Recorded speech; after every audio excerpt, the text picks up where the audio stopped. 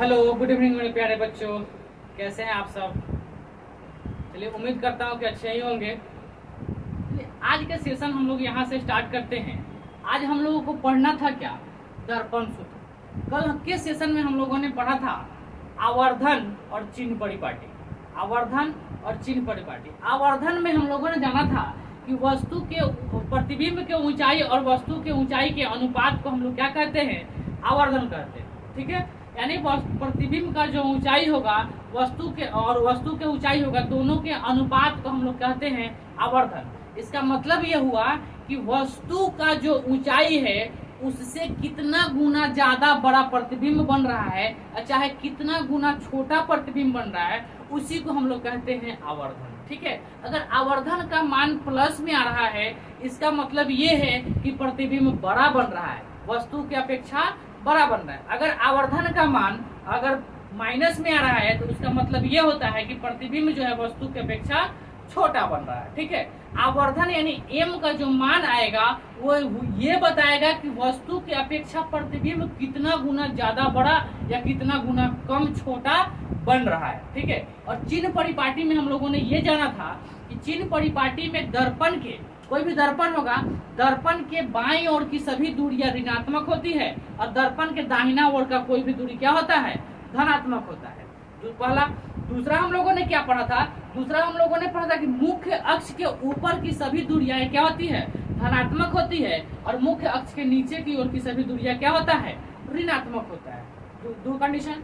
तीसरा हम लोगों ने क्या जाना था कि सभी दूरियां दर्पण में जो है, सभी दूरियां जो है उसका मूल बिंदु कहाँ से, ध्रुव से मापा जाता है। मूल बिंदु ध्रुव माना जाता है और सभी दूरियां जो है ध्रुव से ही मापा जाता है। सभी दूरियां क्या होता है? ध्रुव से ही मापा जाता है। ये चीज हम लोगों ने कल के क्लास में अच्छे से समझ लिया था और कल के क्लास में हम लोगों ने u, v और f को भी जान लिया था कि u क्या होता है, v क्या होता है और f क्या होता है।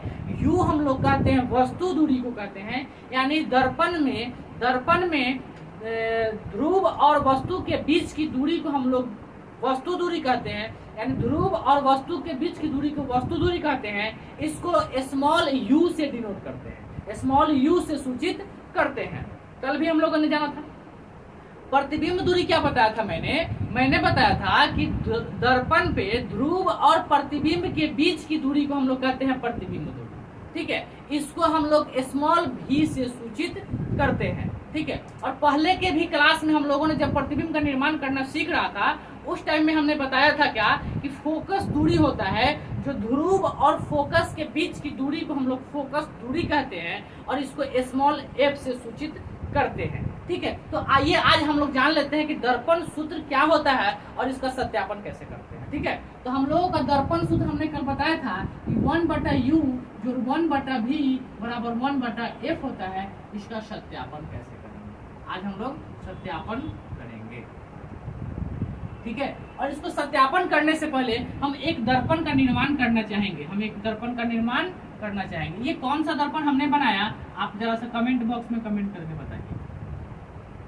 अब हमको नहीं लगता है कि शायद इस दर्पण के बारे में बताना होगा कि ये कौन सा दर्पण है। ठीक है, ये है आपका अवतल दर्पण। इसका जो है परावर्तक सतह क्या है? धंसा हुआ है, इसलिए ये क्या है?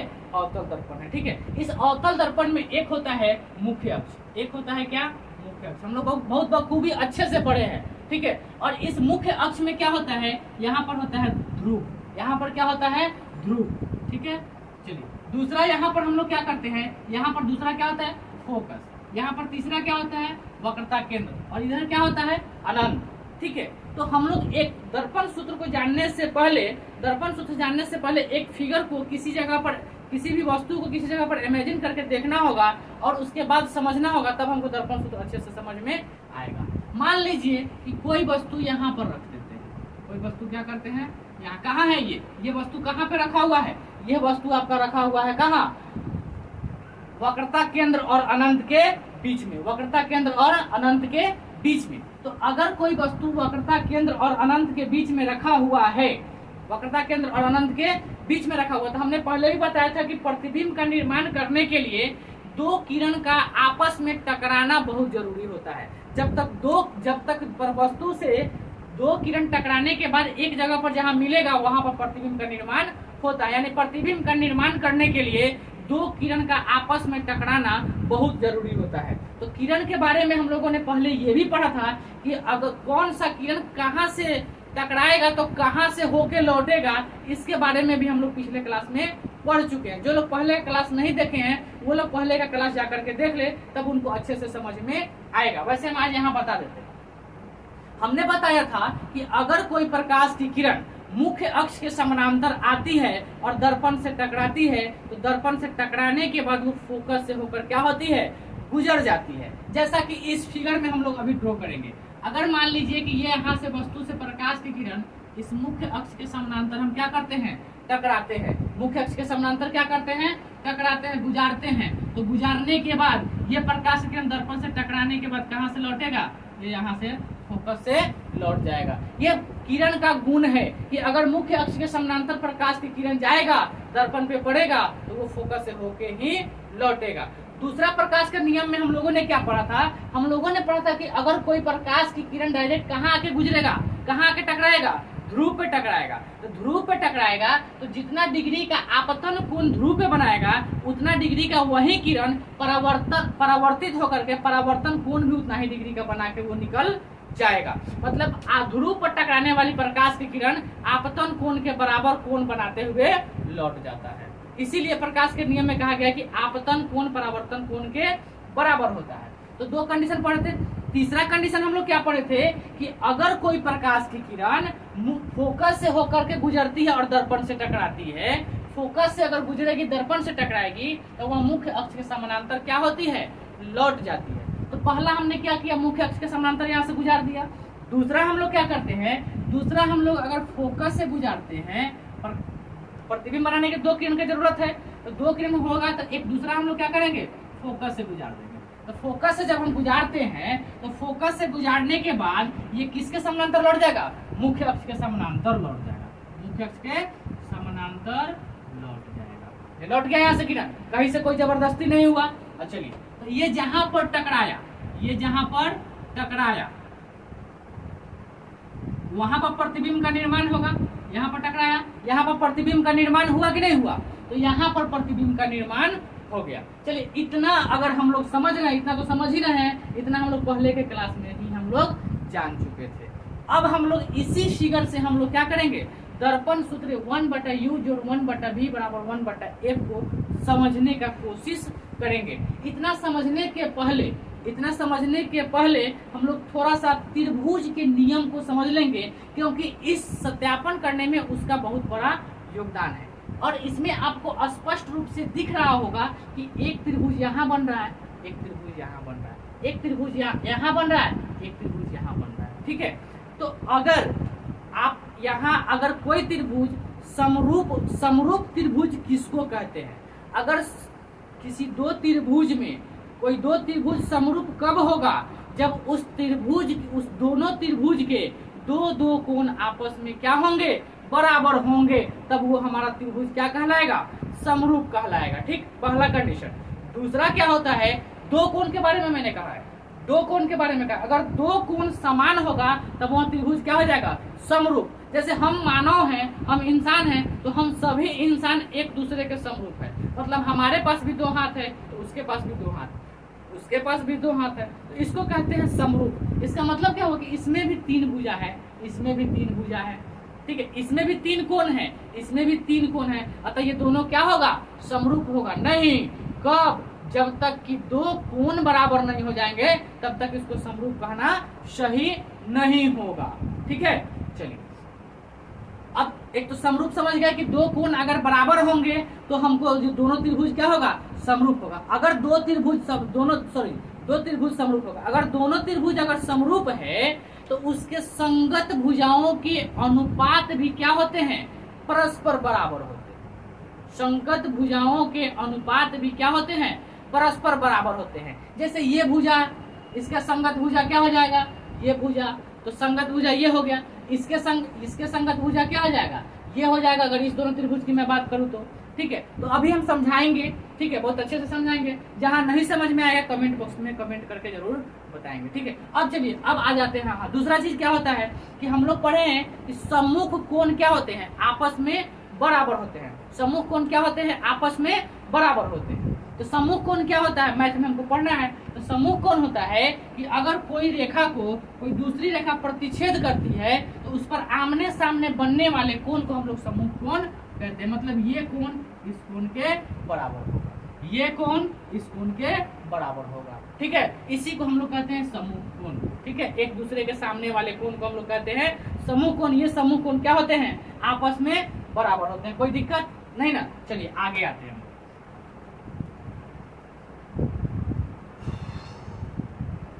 अब इसमें क्या है? अब मान लीजिए, अब क्या करते हैं, ये वस्तु है, तो वस्तु कौन सा है इसका नाम तो कुछ ना कुछ देना पड़ेगा हमको।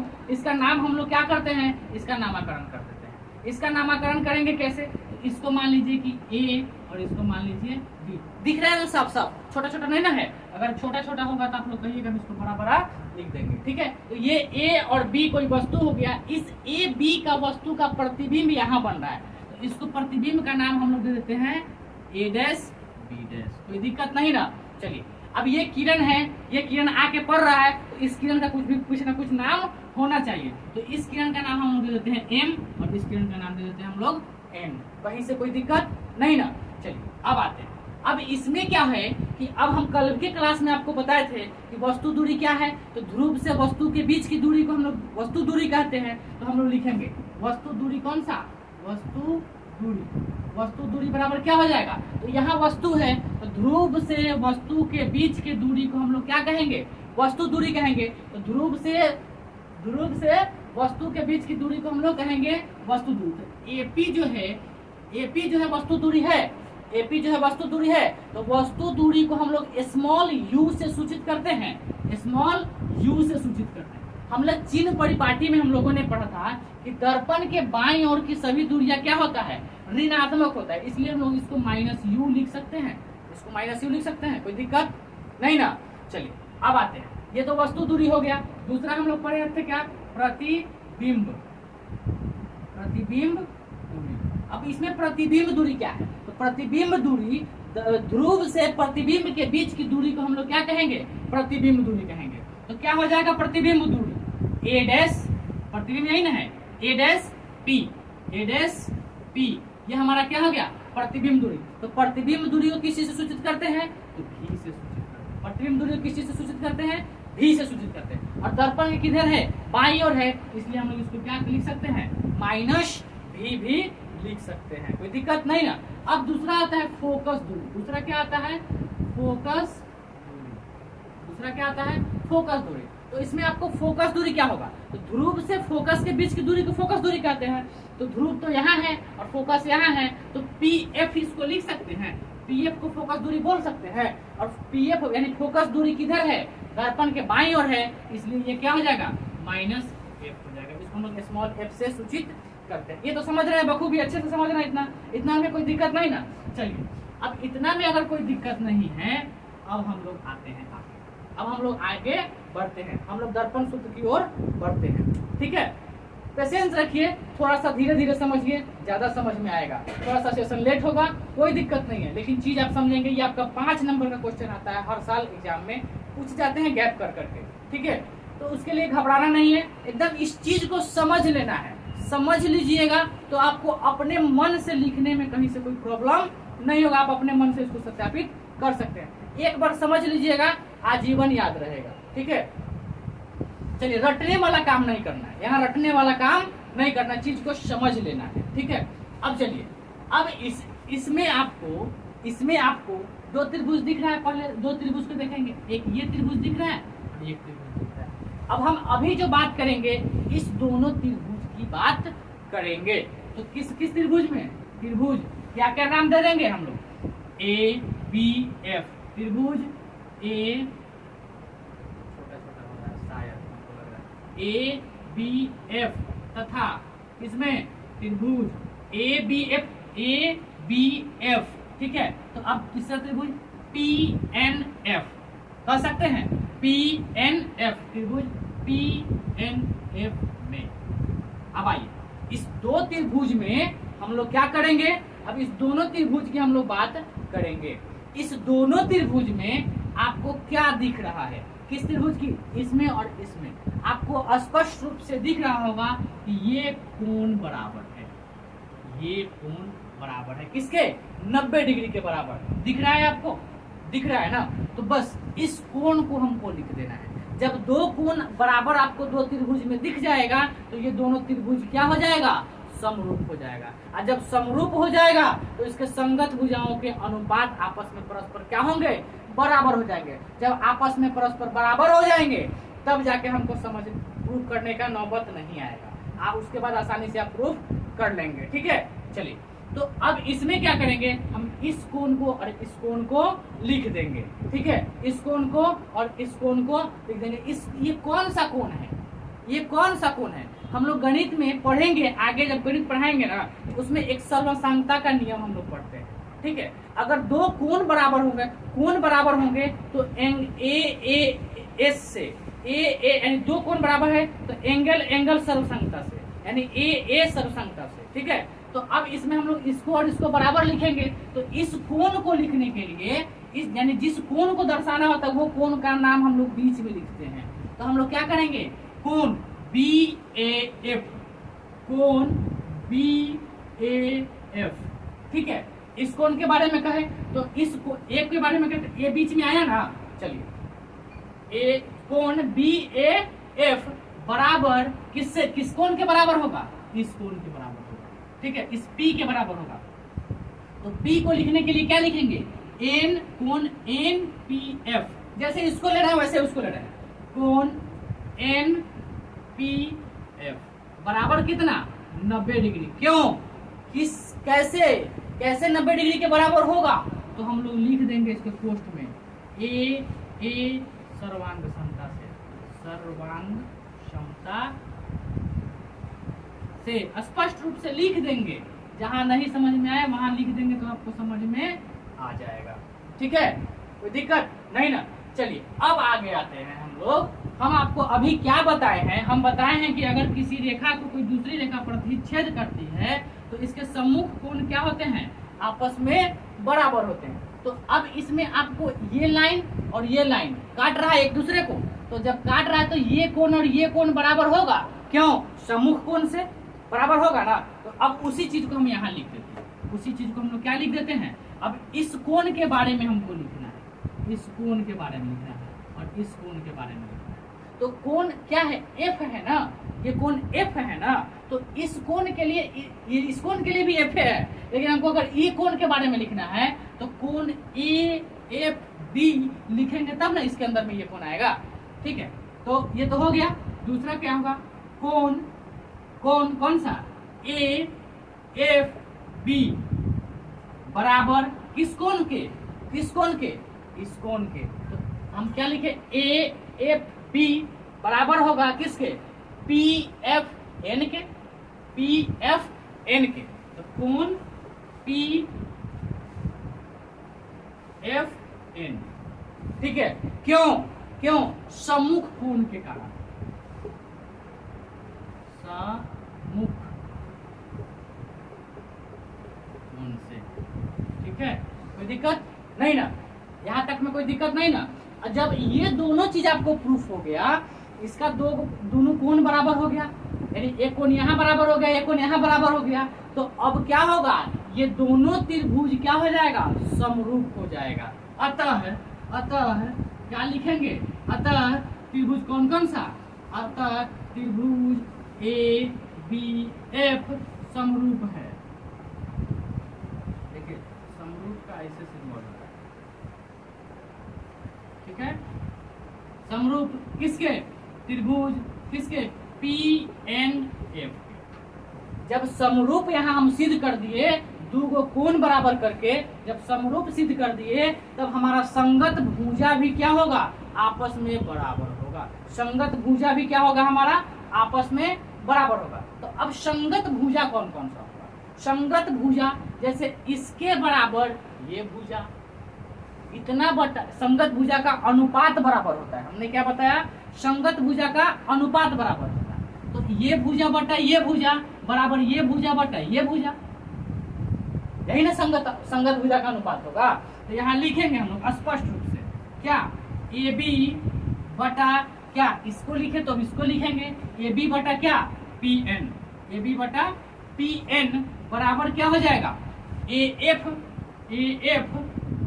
बटा क्या, ए एफ बटा पी एफ, ए एफ बटा पी एफ। ये बराबर होगा, हमने क्या बताया कि जब त्रिभुज समरूप होगा, जब त्रिभुज समरूप होगा तो उसके संगत भुजाओं के अनुपात भी परस्पर बराबर होते हैं। तो संगत भुजाओं के अनुपात क्या है, बराबर है, तो इसको हम लोग समीकरण 1 नाम दे देते हैं। कोई दिक्कत नहीं ना। चलिए बच्चों जल्दी से इसको स्क्रीनशॉट लीजिए आप लोग, इस चीज को हम यहाँ लिख देते हैं ताकि हम बोर्ड को मिटा के फिर से हम इसको आगे की ओर कंटिन्यू करेंगे। पी एन बराबर ए एफ बटा पी एफ, सही है ना, देख लीजिए एक बार, ए बी बटा पी एन बराबर ए एफ बटा पी एफ। चलिए इसको जल्दी से नहीं सुमारी तो स्क्रीनशॉट। चलिए आगे बढ़े हम लोग, चलिए आगे क्या है मिटा देते हैं इसको।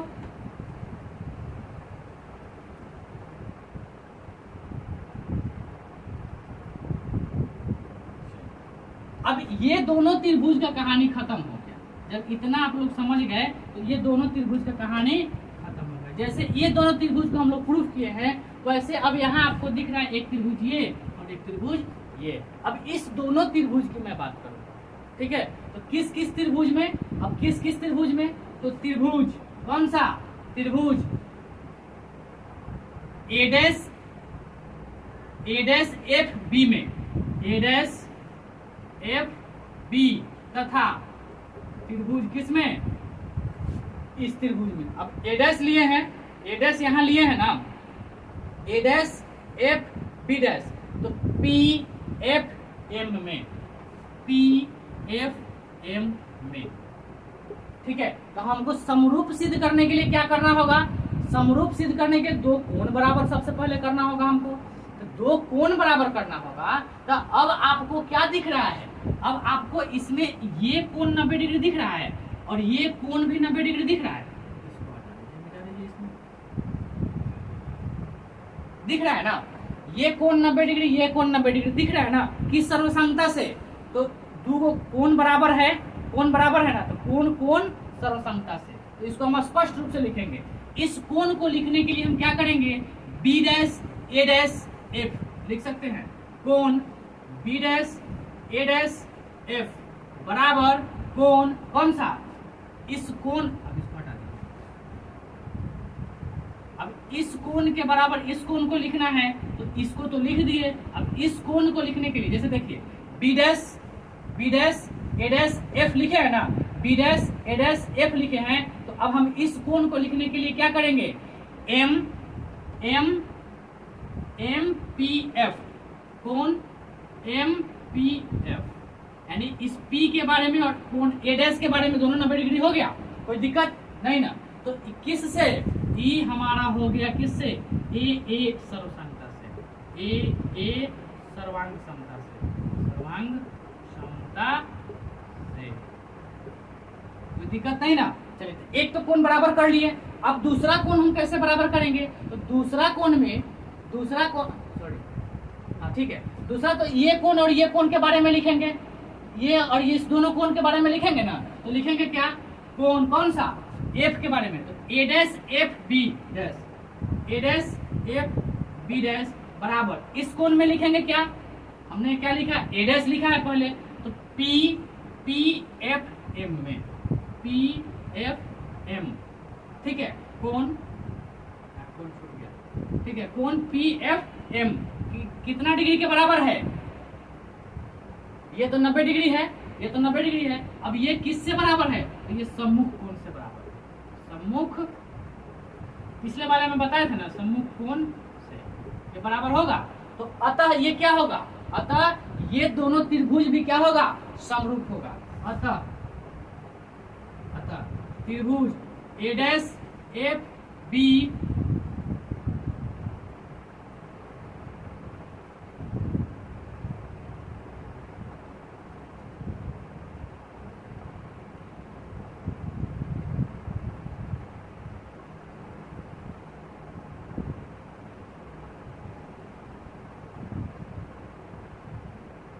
समरूप, समरूप ऐसे नहीं, केवल उतना गलत नहीं है,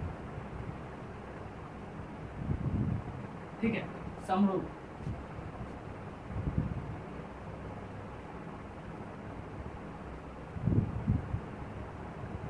हो गया, चलिए किसके समरूप होगा, ये त्रिभुज किसके, पी एफ एम के, पी एफ एम के, ठीक है। जब समरूप हो गया, जब समरूप हो गया तो हमने क्या बताया था कि संगत भुजाओं के अनुपात परस्पर क्या होंगे, बराबर होंगे, ठीक है। संगत भुजाओं के अनुपात परस्पर बराबर होंगे। तो अब इस त्रिभुज में और इस त्रिभुज में आपको संगत भुजा क्या दिख रहा है, एक A dash B dash M P, A dash B dash बटा M P, A dash B dash बटा क्या, पीएम कहिए तब, पीएम या एमपी कहिए तब, ठीक है,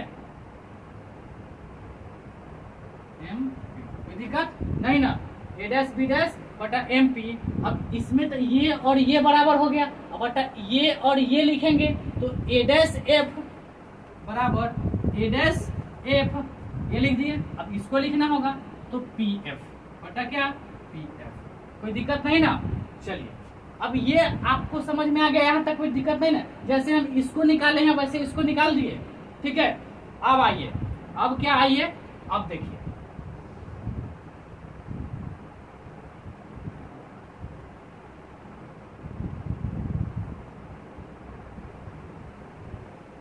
एक चीज हम यहाँ मिस कर रहे हैं, ये उल्टा लिखा गया, ये उल्टा लिखा गया, इसको हम लोग इसके अकॉर्डिंग लिखना होगा। तो ये यहाँ नीचे की तरफ है, ये ऊपर की तरफ है, तो इसको भी उलट के ही लिखना पड़ेगा ना।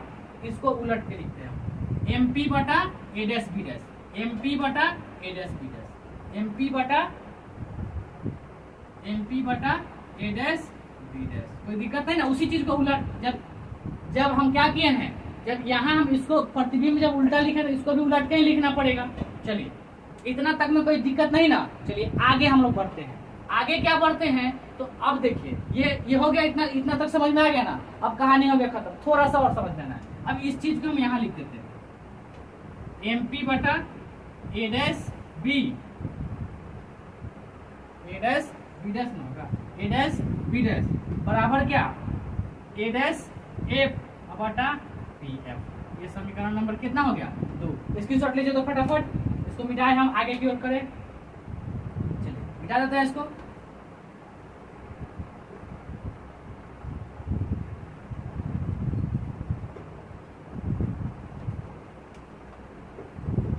ठीक है, अब देखिए समीकरण 1 यहाँ दिख रहा है, समीकरण 2 यहाँ दिख रहा है। अब हमको आप ये बताइए कि ये AB जो है ये MP के बराबर दिख रहा है। जितना ये है उतना ही डिस्टेंस ये होगा ना। तो AB के जगह पर MP लिखे, चाहे MP के जगह पर AB लिखे तो कोई दिक्कत नहीं ना। तो अब देखिए इस समीकरण 1 में, समीकरण 1 तथा समीकरण 2 से, समीकरण 1 तथा समीकरण 2 से, ठीक है। अब AB है तो AB के जगह पर MP लिख सकते हैं, AB के जगह पर MP लिख सकते हैं। तो AB के जगह पर MP लिख दिए। अच्छा, PN, अब ये देखिए ये PN है, ये क्या है, PN है। तो PN के जगह पर हम लोग A डैश B डैश लिख सकते हैं, मतलब इसके दूरी के बराबर इतना दूरी है, इसके दूरी के बराबर इतना दूरी है। तो अब हम लोग PN की जगह पर A डैश B डैश लिख सकते हैं, कोई दिक्कत नहीं ना। तो इसको हम लोग क्या करेंगे, A डैश B डैश लिख देंगे, कोई दिक्कत नहीं ना। बराबर क्या है, AF बटा PF, AF बटा PF। ये समीकरण नंबर, इसको मान लीजिए 3, इसको क्या कर लीजिए 3 मान लीजिए। और ये समीकरण नंबर 2 है, तो समीकरण नंबर 2 में क्या कह रहा है, MP बटा A डैश B डैश बराबर A डैश F बटा PF। तो आपको दिख रहा होगा कि समीकरण 3 और समीकरण 2 में LHS जो होता है ये इसके बराबर आ रहा है। तो अगर आ रहा है ना, MP बटा A dash B dash, MP बटा A डैश B डैश, कोई दिक्कत नहीं ना।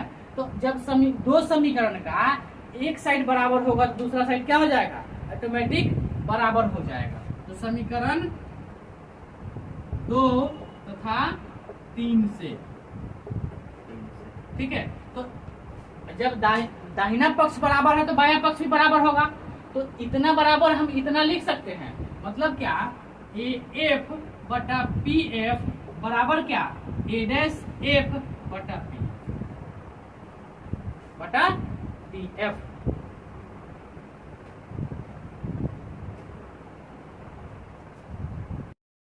चलिए आगे आते हैं। चलिए अब हम लोग क्या करेंगे, दोनों तो बराबर हैं, दोनों को हम लोग क्या करेंगे, समीकरण 2 तथा समीकरण 3 से। तो समीकरण 2 क्या हो गया, समीकरण 2 हो गया क्या कि पी एफ, सॉरी जब दोनों का एलएचएस बराबर आरएचएस बराबर होगा तो इसको हम लिख सकते हैं कि ए एफ बटा पी एफ बराबर क्या, पी एफ बटा ए डैश। कोई दिक्कत नहीं ना। चलिए इसके आगे हम इसको हल करेंगे, जब हम इसको हल करेंगे तो क्या हो जाएगा, इसको हम लोग हल करेंगे तो ये पीएफ से पीएफ गुना होगा तो क्या हो जाएगा, पीएफ का स्क्वायर, ये बराबर ए एफ गुना क्या हो जाएगा, ए डैश। कोई दिक्कत नहीं ना। अब चलिए अब इतना तक में कहीं से कोई दिक्कत नहीं। चलिए इतना के बाद हम लोग क्या करेंगे, इतना के बाद हम लोग करेंगे क्या कि अब इस चीज के बाद हम लोग थोड़ा सा समझेंगे क्या, इसमें समझना क्या है। जैसे देखिए पी ए एफ है ना, तो ए एफ किसी चीज को तोड़ मरोड़ के एक बनाना। जैसे हम लोग जाते हैं किसी दुकान में तो क्या करते हैं, अगर सामान खरीदना होता है या आलू प्याज लेना होता है, बटखारा वजन करने वाला ज्यादा नहीं होगा तो वो क्या करेगा, एक तराजू में 1 केजी अगर 1 केजी उसके पास जोखने वाला है तो 1 केजी सामान जोख देगा, फिर उसको रख देगा तो 2 केजी हो जाएगा। या फिर नमक 1 केजी का उतारेगा, 1 केजी रख देगा तो 2 केजी हो जाएगा। मतलब तोड़ मरोड़ के वजन को बराबर कर देता है, ठीक है। तो उसमें क्या होगा, इस यहाँ पर वही चीज को करता है। यहाँ पर क्या करता है, जैसे ए एफ को लिखना है, मतलब ए एफ, मान लीजिए कि ये कोई लाइन है, यहाँ ए है, ठीक है, यहाँ एफ है और यहाँ पी है, तो ए एफ को लिखना होगा तो ए पी में से एफ पी को हटा देंगे तो ए एफ निकल जाएगा। तो उसी चीज को हम लोग क्या लिख सकते हैं कि A P minus P F लिख सकते हैं इस चीज को। कोई दिक्कत, इतना लिख सकते हैं ना। अब देखिए ए डैश एफ को लिख सकते हैं, ए डैश पी में से एफ पी को घटा देंगे तो ए डैश एफ को, मान लीजिए ए डैश एफ है और इसको हमको लिखना है, तो ए डैश पी में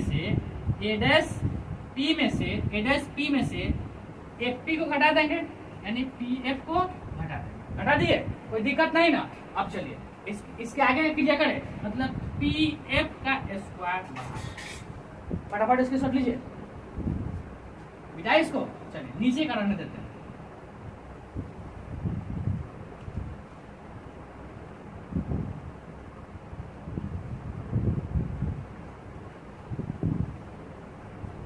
चलिए अब क्या हो गया, अब यहाँ हम लोग पी एफ का स्क्वायर, अब इसको हम लोग हल करेंगे, इसको हम लोग क्या करेंगे, हल करेंगे। तो A P into A dash P minus P F into A dash P minus P F हो जाएगा। इतना हो जाएगा ना, कोई दिक्कत नहीं ना, ठीक। अब इसको हम लोग हल करते हैं। 1 मिनट, कैमरा का बैटरी लो हो रहा है।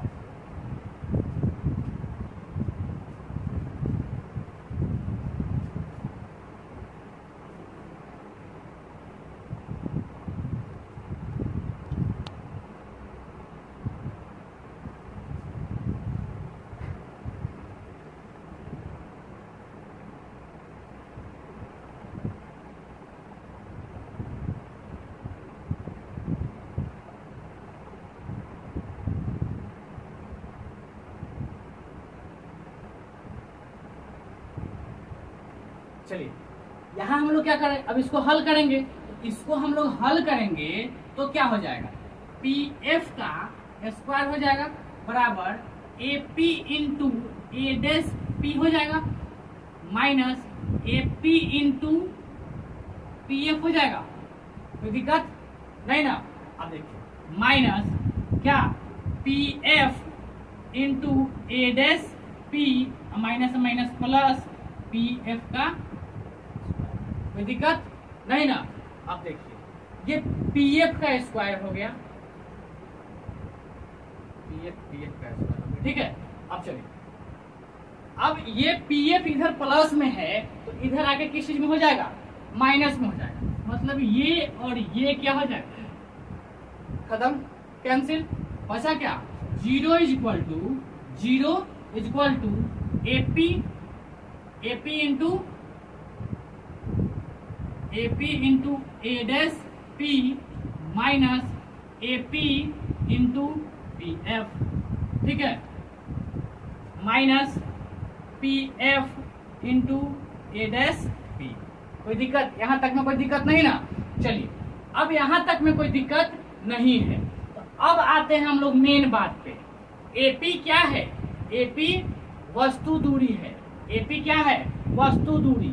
हम लोग इसको क्या कहते हैं, यू कहते हैं। इसको क्या कहते हैं, इसको हम लोग लिख सकते हैं you into A dash P क्या है, भी है, ए डैश पी क्या है, भी है, तो u इंटू भी लिख सकते हैं, माइनस एपी को क्या लिख सकते हैं, u लिख सकते हैं, पी एफ को क्या लिख सकते हैं, f लिख सकते हैं, ठीक है, माइनस पी एफ को क्या लिख सकते हैं, पी एफ को f लिख सकते हैं, इंटू ए डैश पी को क्या लिख सकते हैं, ए डैश पी को भी लिख सकते हैं। कोई दिक्कत नहीं ना। अब आइए, अब क्या, अब इसमें क्या करेंगे, इसमें देखिए,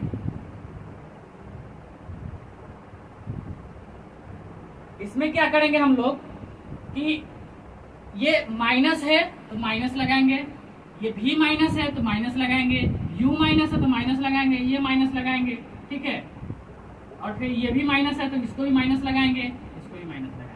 अब इसके आगे एक टर्म और हल करेंगे, माइनस माइनस प्लस, तो प्लस क्या हो जाएगा, u भी हो जाएगा। अच्छा, माइनस माइनस प्लस, ये बीच में माइनस है तो माइनस रहेगा, minus minus plus U F हो जाएगा। अब अच्छा, माइनस माइनस प्लस, बीच में माइनस है तो माइनस रहेगा, वी एफ हो जाएगा। यहाँ तक इतना बराबर जीरो, यहाँ तक हो गया तो आपका दर्पण सूत्र प्रूफ हो गया। एक्चुअल में यही होता है दर्पण सूत्र, एक्चुअल में क्या होता है, यही होता है दर्पण सूत्र। अगर ज्यादा दिक्कत है तो पता है क्या कीजिए, इसको हमको और सहूलियत बनाने के लिए क्या करेंगे, हम लोग इस सब में यू भी एफ से क्या करेंगे, भागा दे देंगे। सब में क्या करेंगे, यू भी एफ, इसके नीचे वाले को मिटा देंगे, सब में क्या करेंगे, यू भी एफ से भाग दे देंगे, सभी में यू भी एफ से भाग देने, ठीक है, तो यू भी एफ से भाग देंगे, तो यू भी बटा यू भी एफ, ठीक है, माइनस यू एफ बटा यू भी एफ माइनस वी एफ बटा यू वी एफ। अब देखिए, यू भी से यू भी कट गया, ठीक है, यू एफ से यू एफ कट गया, वी एफ से वी एफ कट गया, बच क्या गया, यहाँ जीरो बराबर, इसमें क्या बच गया, 1 बटा एफ, ठीक है, माइनस 1 बटा वी, इधर माइनस 1 बटा क्या, यू, बच गया। अब देखिए, अब ये बराबर, या ये इधर माइनस में है, इधर आके प्लस में हो जाएगा, ये इधर माइनस में, इधर आके प्लस में हो जाएगा, तो 1 बटा यू इधर माइनस में, इधर आके क्या हो जाएगा, 1 बटा यू प्लस में हो जाएगा। ये माइनस में है तो इधर आके 1 बटा वी प्लस में हो गया, बराबर ये इधर का इधर ही रह गया 1 बटा एफ। यही हमारा हो गया प्रूफ।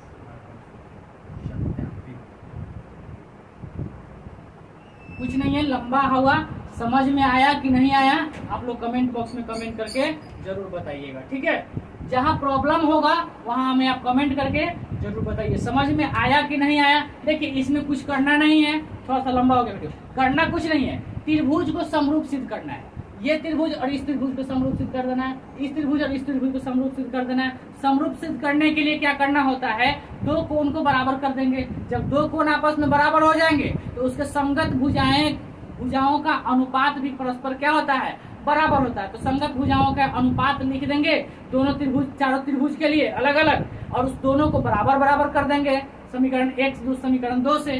जब बराबर कर देंगे तो ऑटोमेटिक आपका इक्वेशन बनता हुआ चला आएगा, ठीक है। जब बन जाएगा इक्वेशन तो लास्ट में आके आपको उसको प्रूफ हो ही जाएगा। ठीक है, समझना है चीज को, जहाँ नहीं समझ में आए कमेंट जरूर करेंगे। ठीक है, चलिए आज का क्लास यही समाप्त होता है। कल का क्लास सिर्फ आवर्धन सूत्र प्रूफ करके ये चैप्टर को द एंड कर दिया जाएगा। ठीक है, इस प्रकार से हमारा चैप्टर कल खत्म हो जाएगा। टाइम कल मिलेगा तो कुछ ऑब्जेक्टिव क्वेश्चन हम आपको करा देंगे, नहीं तो उसके बाद के नेक्स्ट क्लास में हम लोग नया चैप्टर शुरू करेंगे, या तो फिजिक्स पढ़ेंगे नहीं तो केमिस्ट्री का ही नया चैप्टर स्टार्ट करेंगे। ठीक है, तब तक के लिए गुड बाय। स्क्रीनशॉट ले लीजिए या फिर आगे लिख लीजिए।